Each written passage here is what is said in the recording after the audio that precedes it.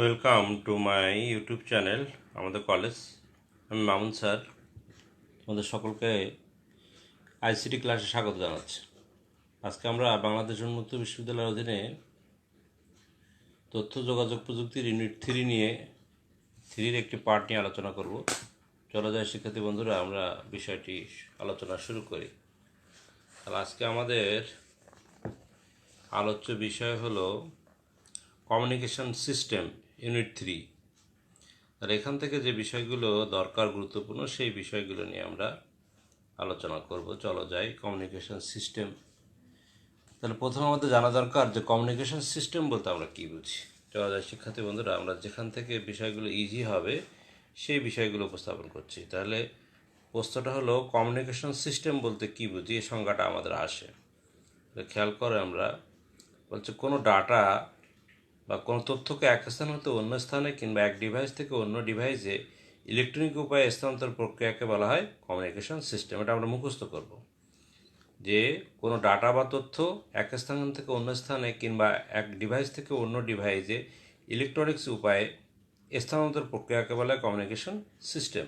দেখো কমিউনিকেশন সিস্টেমের আমাদের একটা চিত্র দেয়া আছে, এখানে খেয়াল করো। ওয়ার্কেস্ট্রেশন মানে কি, এখানে একটা পিসি বসানো আছে, এটা একটা মডেম, এটা টেলিফোন নেটওয়ার্ক, তারপর এখানে আরেকটা মডেম আছে, এখানে একটা কম্পিউটার আছে। অর্থাৎ তোমার সাথে যদি আমার ইন্টারনেট সংযোগ করতে হয় তাহলে আমাকে কী থাকতে হবে, একটা পিসি থাকতে হবে, তারপর তোমার একটা মাধ্যম থাকতে হবে, প্রেরকের মডেম থাকতে হবে, তারপর সেটা একটা নেটওয়ার্ক থাকতে হবে, আবার সেই নেটওয়ার্কটা এখানে একটা মডেম থাকতে হবে, তারপরে সেটা তোমার কাছে পৌঁছে যাবে।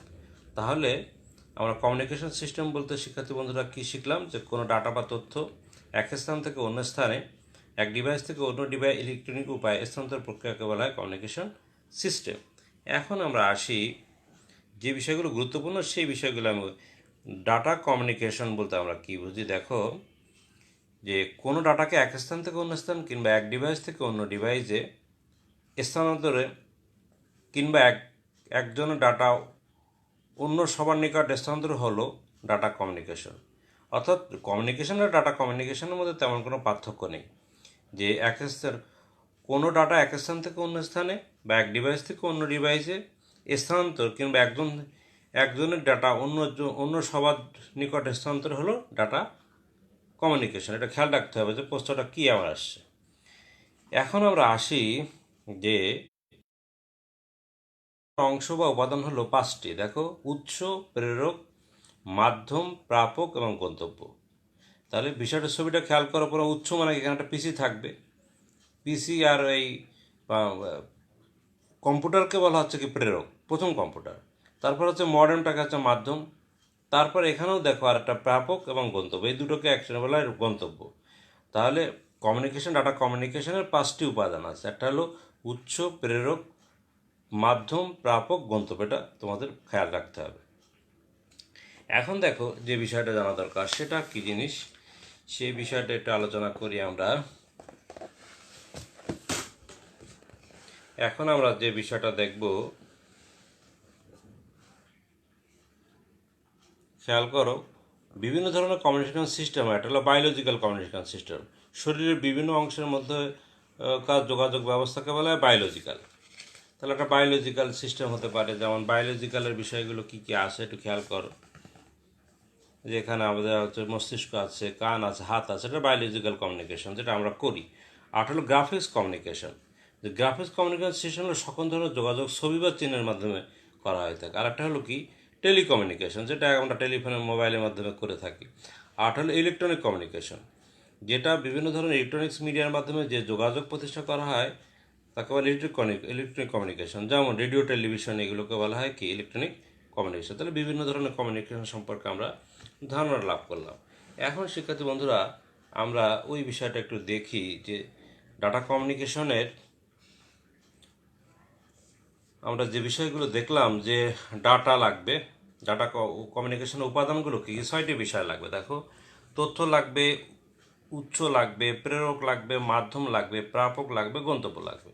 তাহলে এখন ডাটা কী যে বিষয়টা, ডাটা কমিউনিকেশনের প্রথম উপাদান হচ্ছে ডাটা বা তথ্য, সেটা অক্ষর, সংখ্যা, ছবি ইত্যাদি হতে পারে। তারপর হলো ডাটার উৎসগুলো কি, যে ডিভাইস হতে ডাটা সংগ্রহ করা হয় তাকে বলা হয় উৎস।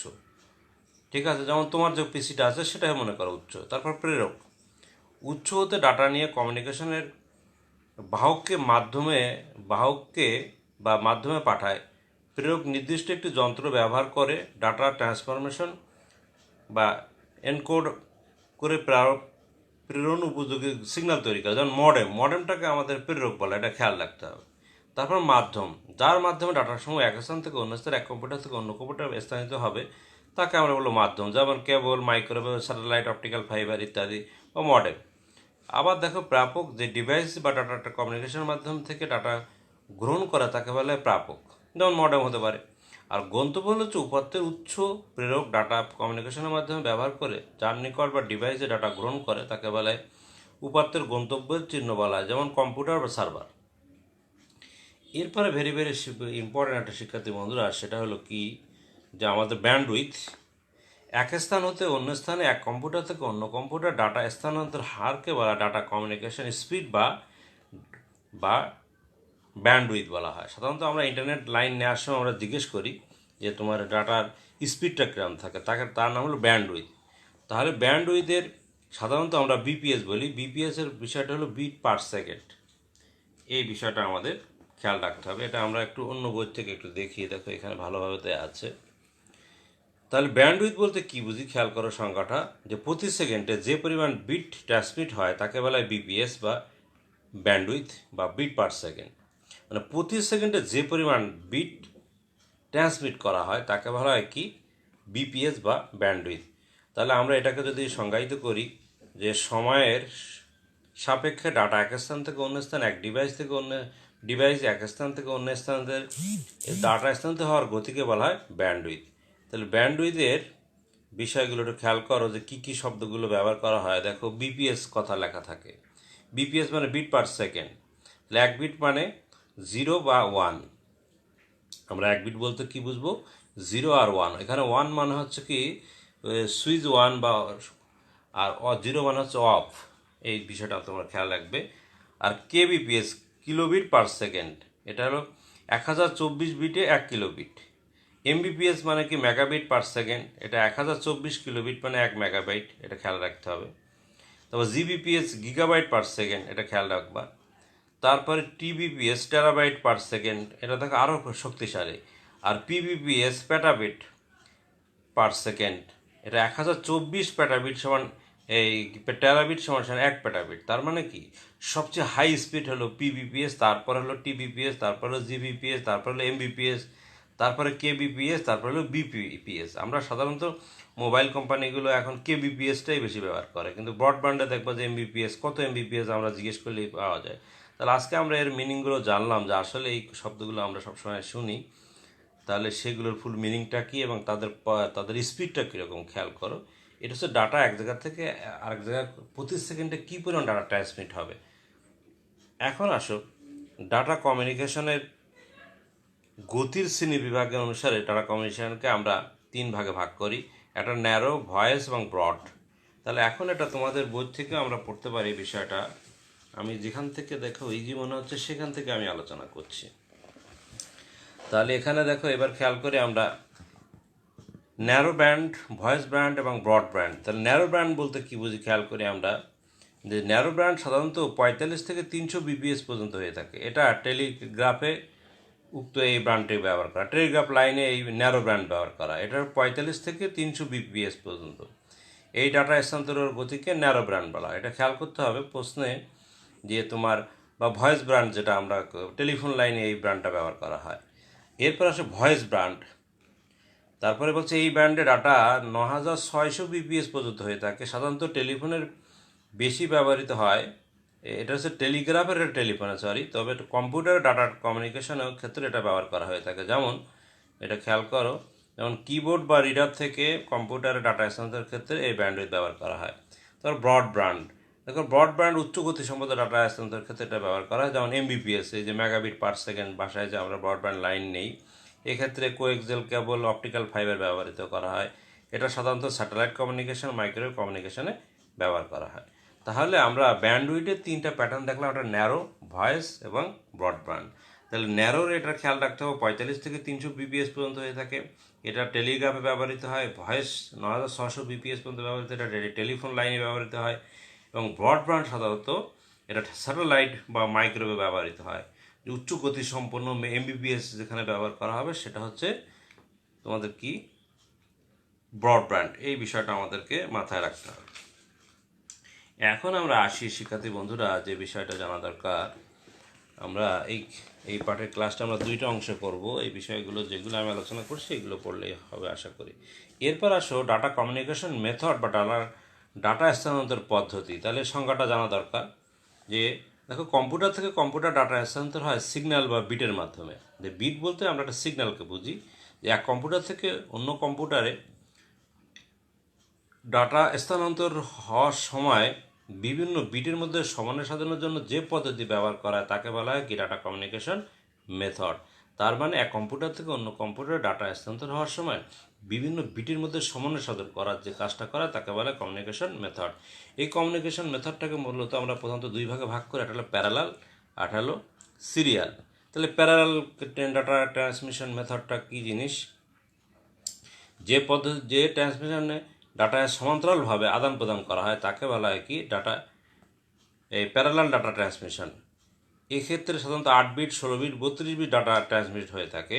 এটা সাধারণত ব্যবহার করা হয়ে থাকে, খেয়াল করো, প্রিন্টার ডাটা প্রেরণের জন্য প্যারালালটা ব্যবহার করা হয়। যা আমরা কম্পিউটার থেকে যে প্রিন্টারে যে সিগন্যালটা পাঠাই সেটা হলো প্যারালাল।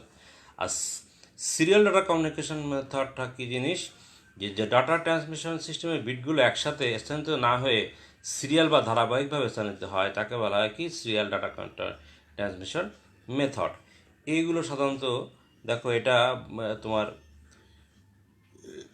কোথায় এটা দেখো, এটা সাধারণত এই ধরনের ট্রান্সমিশন বিট ট্রান্সফারের জন্য একটি ক্লক পালসের প্রয়োজন হয়। যেমন 8 বিট স্থানান্তরের জন্য 8টি ক্লক পালসের প্রয়োজন হয়ে থাকে। ঠিক আছে? তাহলে ডাটা আদান প্রদানের জন্য প্রেরণ এবং প্রাপক উভয় কম্পিউটারের সিগন্যাল বিটের শুরুতে এবং শেষ বোঝাতে হয়। তার মানে কি, এইভাবে কাজ করতে গেলে একটা বিট পাঠাতে গেলে একটা শুরু এবং শেষ দুইটা বিটের প্রয়োজন হয়ে থাকে। তাহলে খেয়াল করো যে তোমার এখানে ডাটা আদান প্রদানের প্রেরণের প্রাকে উভয় কম্পিউটারের সিগন্যাল বিট এবং শুরু বিট ব্যবহৃত হয়।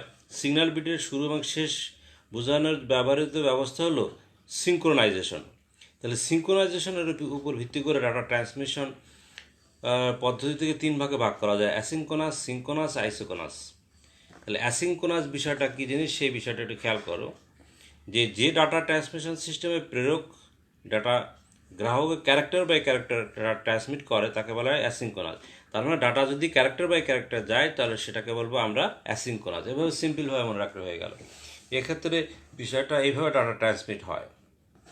তারপরে স্টার্ট বিট থাকবে, 8 বিট ক্যারেক্টার থাকবে, এটা ডেস্কটপ বিট থাকবে। এটা হচ্ছে কি অ্যাসিঙ্ক্রোনাসের প্যাটার্ন। তার এরপরে দেখো, অ্যাসিঙ্ক্রোনাসের প্যাটার্নটা আবার আমরা এরকমভাবে যদি বুঝি যে প্রেরক এই হচ্ছে ডাটা যাচ্ছে, এখানেও দেখো এটা হচ্ছে এটা মাঝে বিরতি দিচ্ছে, আবার স্টপ বিট যাচ্ছে, আবার এখানে প্রাপকের কাছে বোঝাচ্ছে। তাহলে অ্যাসিঙ্ক্রোনাসের কতগুলো বৈশিষ্ট্য আছে। যেমন প্রেরক যে কোনো সময় ডাটা পাঠাতে পারে, গ্রাহক গ্রহণ করতে পারে। এটা যে প্রাপকের কোনো প্রাথমিক সংরক্ষণের প্রয়োজন হয় না, তুলনামূলকভাবে খরচ কম হয়, কম ডাটা স্থানান্তরের ক্ষেত্রে বেশি উপযোগী। আর এর অসুবিধাগুলো কী কী খেয়াল করো। এই পদ্ধতিতে ডাটা ট্রান্সমিশনের একটি গতি কম হয়, তুলনামূলকভাবে সময় বেশি লাগে, স্টার্ট বিট এবং স্টপ বিটের প্রয়োজন হয়। এই ট্রান্সমিশন ক্যারেক্টার বাই ক্যারেক্টার ট্রান্সমিটের মাঝে বিরতির সময় সমান হয় না।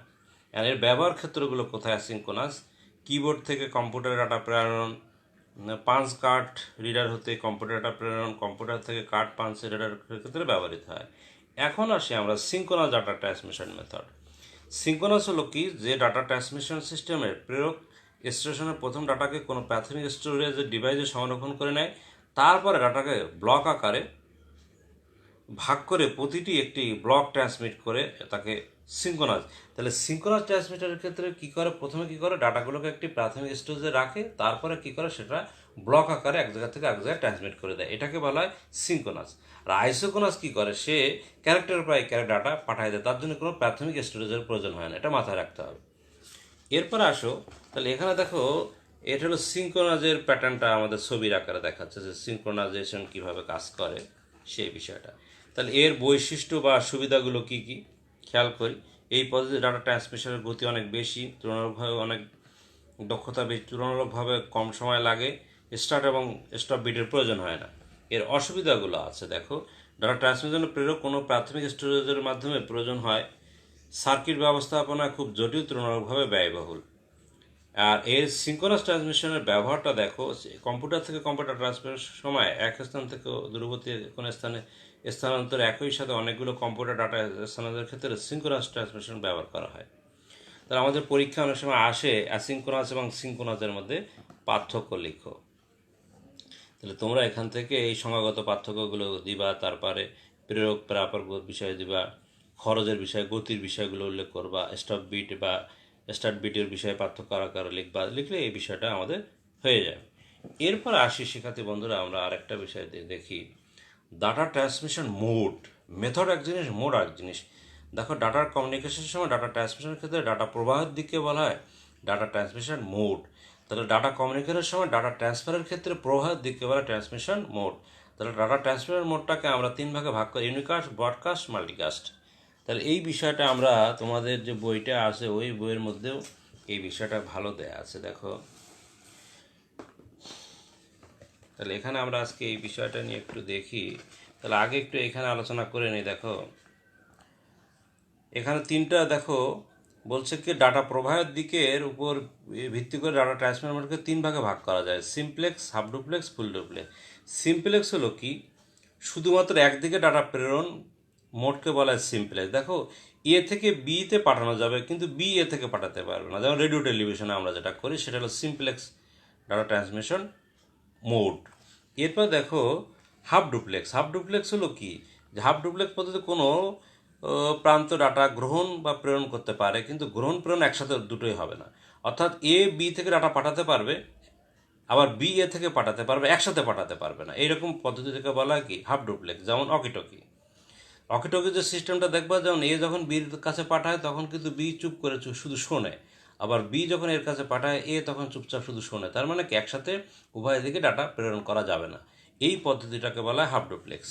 আর ফুল ডুপ্লেক্স হলো কি, একই সাথে ডাটা প্রেরক প্রাপক উভয় দিকে যাবে, যেমন মোবাইলে যেটা আমরা করি, এ থেকে বি, বি থেকে এর দিকে যাবে। তাহলে পরীক্ষায় আমাদের এরকম সিম্বল দেয়া থাকবে বা কোনো গল্প আকারে দেওয়া থাকবে, সেটা সেই বিষয়টা ধরে আমাদেরকে বুঝতে হবে যে এটা ডাটা ট্রান্সমিশন মোডের কোন ধরনের বলছে, এটা কি সিমপ্লেক্স না, এটা হাফ ডুপ্লেক্স না ফুল ডুপ্লেক্স। সিমপ্লেক্স হলো শুধু একদিকে যাবে, আর হাফ ডুপ্লেক্স হলো উভয় দিকে যাবে কিন্তু অ্যাট এ টাইমে হবে না। আর ফুল ডুপ্লেক্সটা হলো অ্যাট এ টাইমে হবে, যেমন মোবাইলে আমরা যে কথাটা বলি একসাথে দেখবো যে দুইজনে কথোপকথন হয়। এরপর আসে দেখো, ডাটা কমিউনিকেশন ব্যবস্থার প্রেরক প্রাপকের ডাটা পাঠানো ও প্রাপকের সংখ্যা ডাটা গ্রহণের ভিত্তিতে 3 ভাগে ভাগ করা যায়, ইউনিকাস্ট, ব্রডকাস্ট এবং মাল্টিকাস্ট। এই আর একটা বিষয় আমরা দেখি একটু তোমাদের বই থেকে, এটা তোমাদের যে উন্নত বিশ্ববিদ্যালয়ের যে বই আছে সেখান থেকে আমরা বিষয়টা দেখছি যে এই পদ্ধতিতে প্রেরক শুধুমাত্র একটি প্রাপকের ডাটা গ্রহণ করতে পারে, অনেক প্রাপক একসাথে ডাটা গ্রহণ করতে পারে না। এই জন্য simplex, half duplex, full duplex মোডকে ইউনিকাস্ট মোডও বলা হয়। তাহলে ওই যে 3টে আলোচনা করলাম, ওই 3টাকে আগে বলা হচ্ছে কি, ইউনিকাস্ট। এখন দেখো ব্রডকাস্ট বলতে কি বোঝাচ্ছে, যে কোনো যন্ত্র ডাটা প্রেরণ করলে নেটওয়ার্ক অধীনে সকল যন্ত্র গ্রহণ করতে পারে। খেয়াল করো, এ যদি প্রেরক হয়, এদিকে দেখো প্রাপক অনেক, তাহলে এ একজন পাঠাচ্ছে কিন্তু সবাই রিসিভ করতেছে, এটাই হচ্ছে কি ব্রডকাস্ট। আর মাল্টিকাস্ট হলো কি, যে এ সবার কাছে ডাটা পাঠাতে পারে কিন্তু নির্দিষ্ট কিছু লোকের কাছে পাঠাচ্ছে, সবার কাছে না। যেটা মেসেজ করি আমরা, আমার মোবাইলে অনেকগুলো নাম্বার আছে কিন্তু আমি বেছে বেছে কিছু নাম্বারে মেসেজ করি, সেটাই পদ্ধতিটাকে বলা হচ্ছে কি মাল্টিকাস্ট। অর্থাৎ মাল্টিকাস্ট মোড হলো ব্রডকাস্ট মোডের মতোই, তবে পার্থক্য হলো মাল্টিকাস্ট মোড নেটওয়ার্কের একটি নোড বলতে কম্পিউটার বা মোবাইলকে বোঝাচ্ছে, ডাটা প্রেরণ করা হলে তার নেটওয়ার্ক সকল নোট গ্রহণ করতে পারে না, শুধু নির্দিষ্ট সংখ্যক নোট গ্রহণ করতে পারে। অর্থাৎ আমি যে নাম্বারগুলোকে মেসেজ করতে চাচ্ছি তারাই আমার এই তথ্যগুলোকে পাবে, সেটাই হচ্ছে তোমার মাল্টিকাস্ট। তো সুপ্রিয় শিক্ষার্থী বন্ধুরা, আমরা বুঝলাম যে ইউনিকাস্ট, ব্রডকাস্ট এবং মাল্টিকাস্ট বিষয়টা কি। ছবি দিয়ে তোমরা ছবিটা খেয়াল করো, দেখো এ প্রেরক, কিন্তু দেখো সবাই সির কাছে সে পাঠায় নাই, বি এবং ইর কাছে পাঠাইছে। আর ব্রডকাস্টের ক্ষেত্রে দেখো এ সবার কাছে পাঠাইছে। আর ইউনিকাস্ট ওই 3টা, simplex, half duplex, full duplex, একাত্তরকে বলা হচ্ছে কি ইউনিকাস্ট। তাহলে আজকে আমরা যে বিষয়গুলো দেখলাম সেখান থেকে যে এমসিকিউ আসতে পারে সেই বিষয়গুলো তোমরা একটু দেখে নাও। তোমাদের বইয়ের এমসিকিউ এর টুকু আমি উত্তরগুলো ওখানে টিক দিয়ে দিয়েছি। আজকে আমরা যতটুকু নিয়ে আলোচনা করলাম তার কী এমসিকিউ হতে পারে সেই বিষয়গুলো এখানে আমাদের উল্লেখ করা আছে। এটা আমরা 2টি ক্লাসে আশা করি এই বিষয়টা আমরা শেষ করতে পারবো, 2টি ক্লাস লাগবে। তাহলে আমরা তথ্য যোগাযোগ প্রযুক্তির বাংলাদেশ উন্মুক্ত বিশ্ববিদ্যালয়ের অধীনে আমরা ইউনিট 3-র কমিউনিকেশন সিস্টেমের আজকে কিছু বিষয় নিয়ে আলোচনা করলাম। সুপ্রিয় শিক্ষার্থী বন্ধুরা, আশা করি তোমাদের বিষয়টা এগুলো যদি বই থেকে একটু দেখো আর আমার ইউটিউব চ্যানেলটাকে যদি তোমরা সাবস্ক্রাইব করো, এটাকে ফলো করো, তাহলে তোমাদের আশা করি উপকৃত হবে। এবং বিশেষ করে বাংলাদেশ উন্মুক্ত বিশ্ববিদ্যালয়ের অধীনে শিক্ষার্থী বন্ধুদের সকলকে স্বাগত জানাই আমার ইউটিউব চ্যানেলে। যারা সাবস্ক্রাইব করেছো তাদেরকে ধন্যবাদ, আর যারা করো নাই তারা এখন সাবস্ক্রাইব করে নাও, অন্য বন্ধুবান্ধবকে শেয়ার করে দাও। তাহলে তোমরা এখান থেকেই অনেক কিছু তোমাদের সাবজেক্টের ধারণা করার বিষয়গুলো লাভ করতে পারবে। কারণ তোমাদের ক্লাস এবং বই আসতে অনেক সময় লাগে, তার আগেই আমরা ক্লাসের মতো করেই ক্লাসের থেকেই আর বেটার উপায়ে আমি উপস্থাপন করার চেষ্টা করছি। এগুলো যদি ফলো করো আশা করি পরীক্ষা তোমাদের ভালো হবে। তাহলে সবাইকে ধন্যবাদ জানিয়ে আজকের মতো ক্লাস শেষ করছি। তাহলে আমার চ্যানেলটি, আমাদের কলেজ লাইক শেয়ার সাবস্ক্রাইব করবে এই আশা ব্যক্ত করে আজকের মতো ক্লাস শেষ করলাম। আল্লাহ হাফেজ।